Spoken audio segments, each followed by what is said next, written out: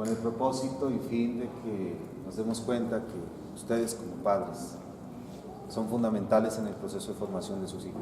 Entonces, para mí pues es un gusto darles una cordial bienvenida de parte de la institución educativa municipal Libertad, el personal del Hospital San Rafael, presencia de la doctora Isabel Arteaga, queda con ustedes entonces, les doy una cordial bienvenida. Muchas gracias por estar acá y una cordial bienvenida.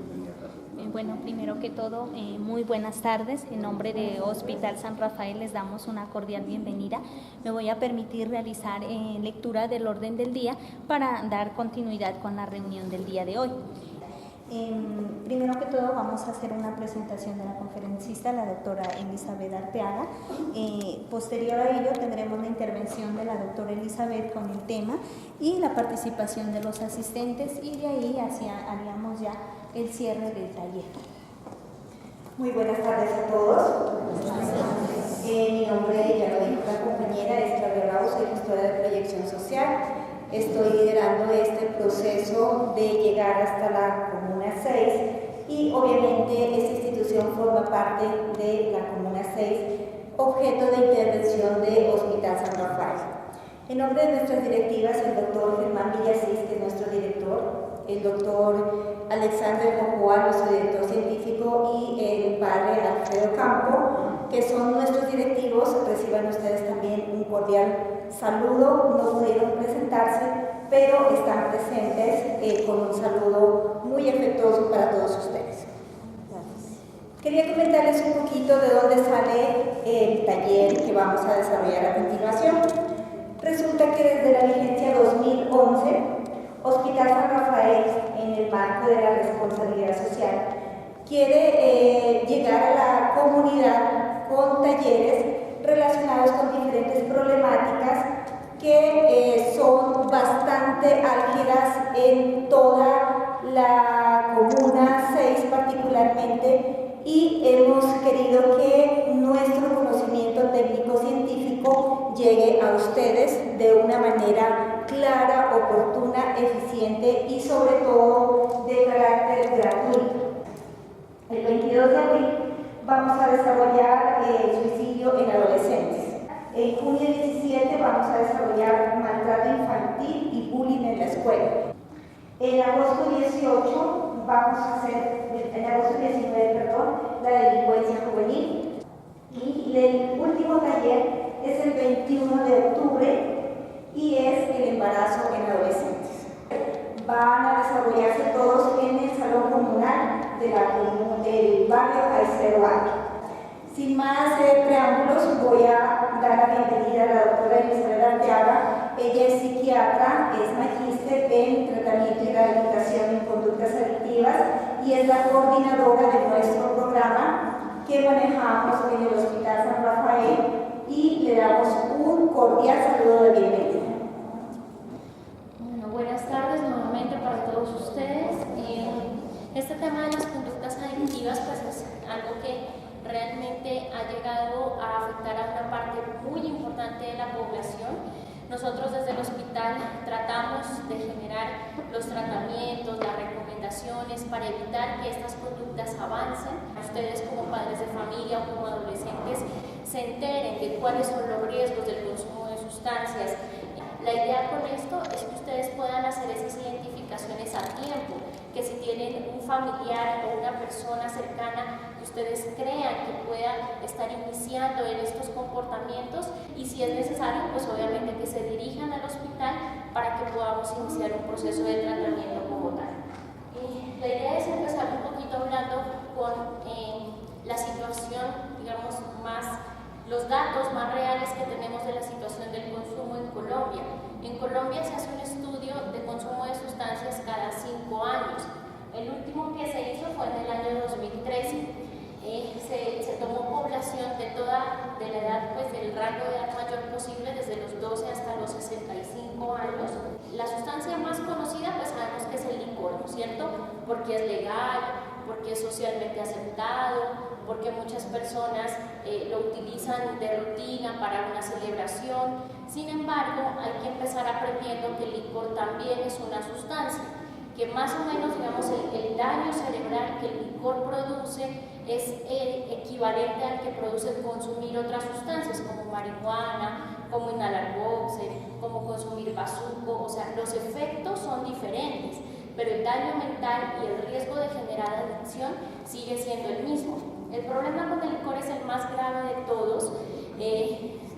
Más o menos se considera que entre el 35% de la población tiene dependencia al licor.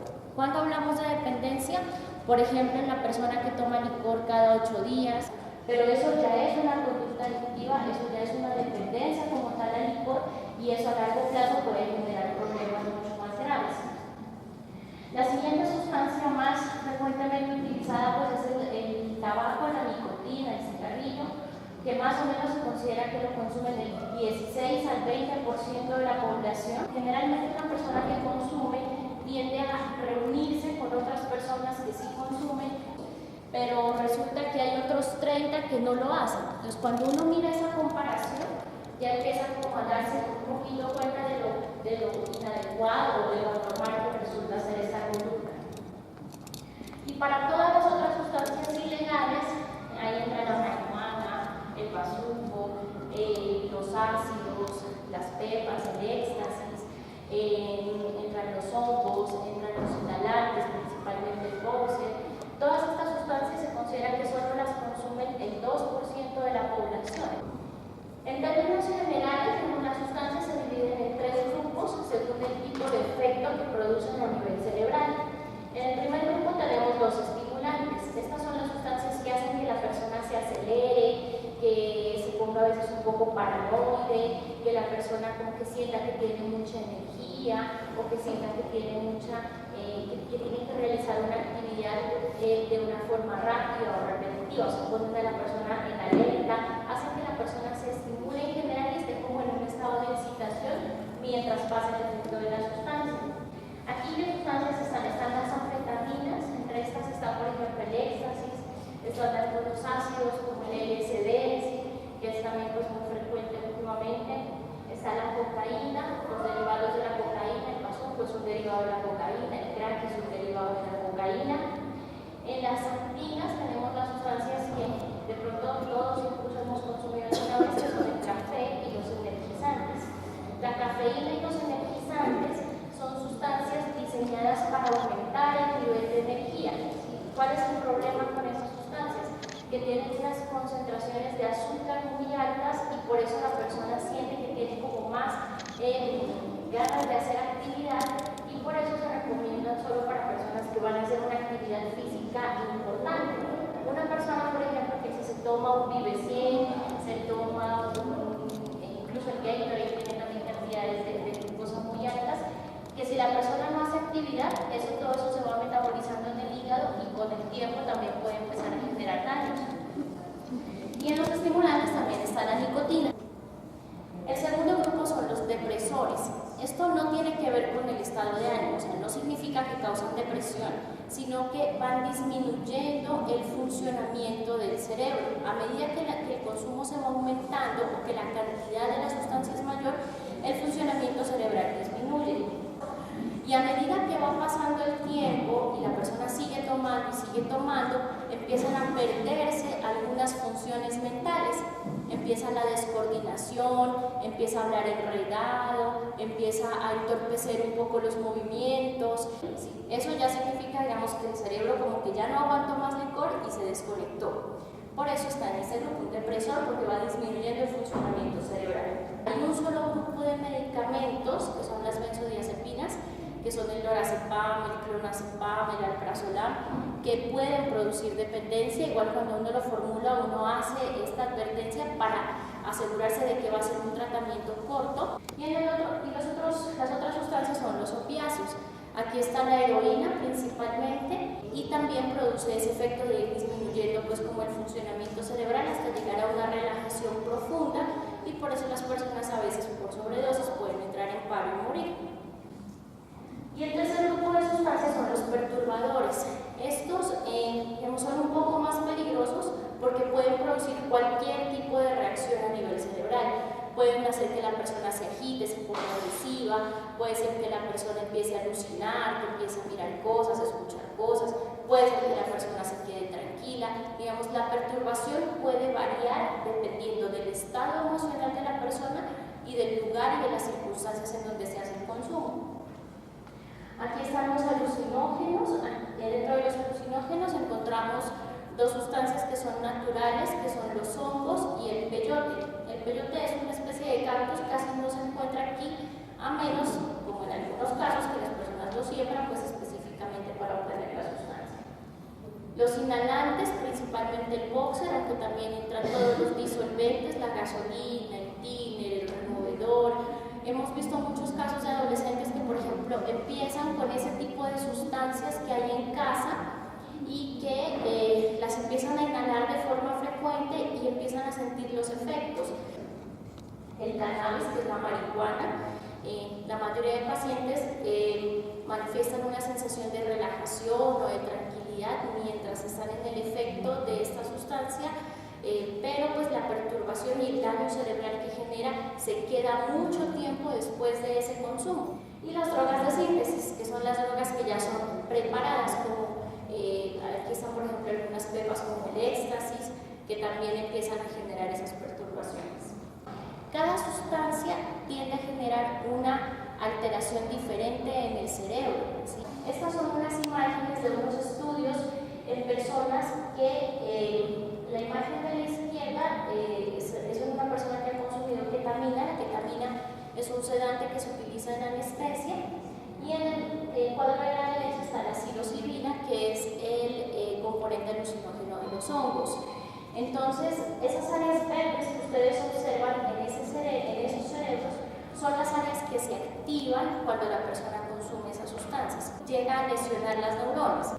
Esta es otra imagen en la que tenemos dos cerebros de dos bebés recién nacidos. El que ustedes ven a la izquierda es un cerebro normal, un bebé recién nacido normal. El que ustedes ven a la derecha, que es más pequeño, es el cerebro de un bebé cuya mamá consumió licor durante el embarazo. ¿Qué creen que le pase al niño que nació con ese cerebro? Problemas en el crecimiento. Problemas en el crecimiento, enfermos, problemas de aprendizaje, retraso en el desarrollo, ¿no es cierto? Epilepsia, por ejemplo. Epilepsia, exactamente, déficit de atención, hiperactividad, todas esas son consecuencias. Estas son otras imágenes, estas son unas tomografías. También en la imagen de la derecha, espero que alcancen a mirar, se observan unas imágenes de unos cerebros. Es el cerebro normal, ¿sí? En la imagen de la derecha ven que esas imágenes se ven un poco más incompletas, así que hay unos espacios que son oscuros. Este es un ejemplo en una persona de anfetaminas. Las sustancias, entonces, dense cuenta cómo van generando un daño incluso en la forma celular. Vamos a hablar un poquito de los efectos por cada grupo de sustancias.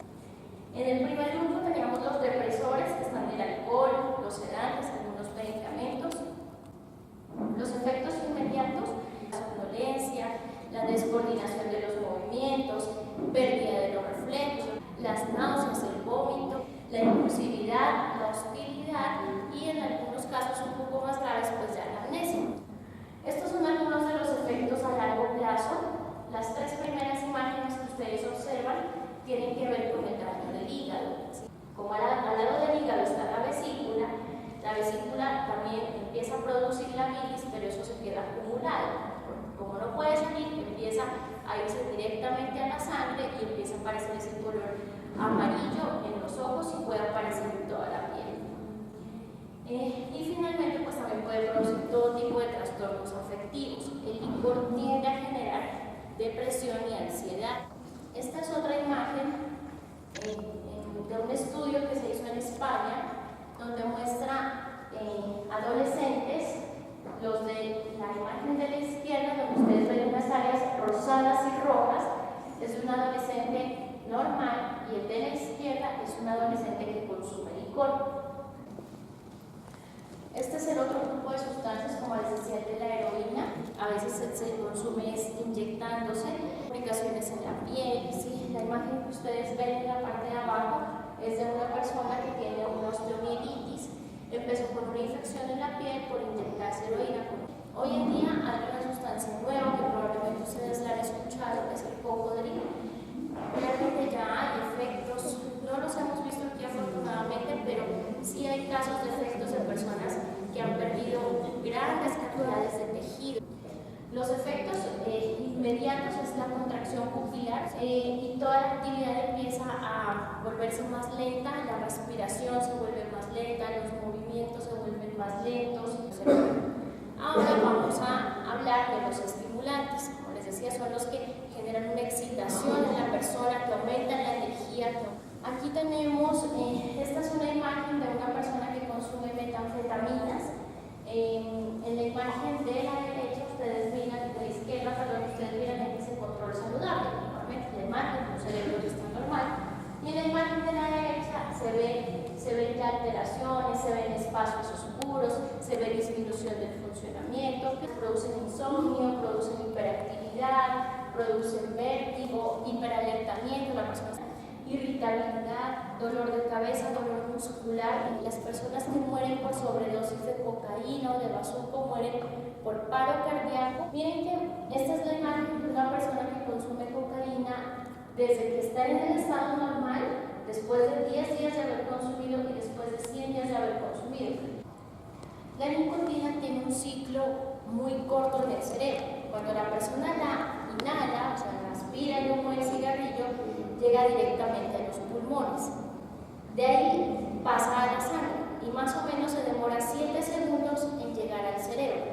Y se considera que estas sustancias que se fuman son las causantes más o menos de la tercera parte de todos los cánceres a nivel mundial. Estos son los efectos de la marihuana. La marihuana, como ustedes ven, altera casi todas las partes del cerebro. Todas las otras cosas que generan placer, incluyendo la sexualidad, empiezan a perder importancia. Y finalmente, pues, estas imágenes a veces pueden ser un poco impactantes, pero como les decía, son los efectos reales a los que puede llegar una persona que ha consumido sustancias durante un largo tiempo. Por eso es importante que ustedes conozcan los efectos y que no ganen personas cercanas que los motiven a realizar un tratamiento, que los motiven a suspender el consumo, que involucren a estas personas en la familia, que no los aíslen. Esta es una de las charlas que nosotros dictamos en el hospital. Si quieren, pues con Claudia se puede hacer como ahorita una inscripción, digamos, a eso. Esos talleres son cubiertos por las EPS, o sea, tendrían que solicitar la orden para hacer la autorización y que ustedes puedan asistir sin ningún problema. O si lo desean, digamos, el primer taller, y solamente sería el primero, para el hospital tiene un costo de 10.000 pesos. Vemos en el hospital, pues también todo eso se seguiría tramitando por medio de la EPS que ustedes tengan. Es importante que tomemos conciencia de que esta información, como ustedes lo pudieron evidenciar, es sumamente valiosa. Hay mucha tela que cortar todavía. Esta es una abrebocas para quienes estén interesados en asistir a nuestra institución a recibir este tipo de capacitaciones. Si alguien está interesado, vamos a quedar unos minuticos para que se presenten acá, tomamos los datos y hacemos el respectivo proceso. De todas maneras, agradecemos mucho acá a la institución por habernos brindado este espacio, a ustedes, señores, por haber asistido y esperamos que sea de su absoluto interés, de su absoluto agrado, que haya habido claridad. Es evidente el conocimiento de la doctora Elizabeth, a quien agradecemos y le damos un aplauso, por favor.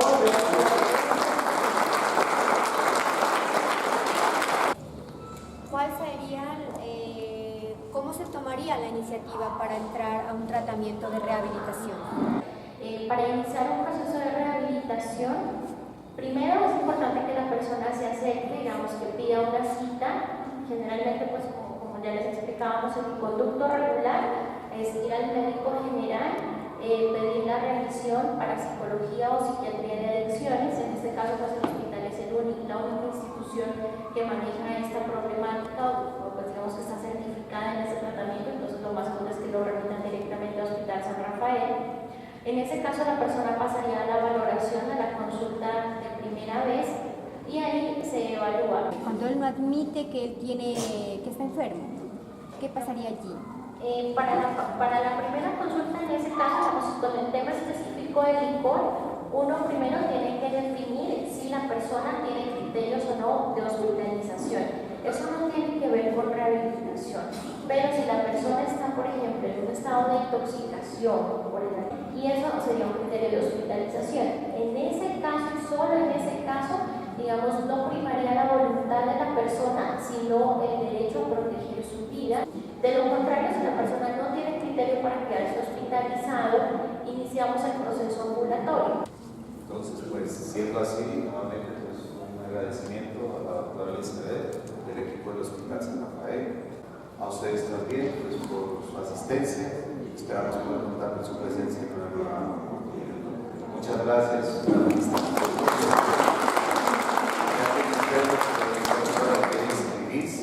Pueden acercarse, tomar nota para que no haya esta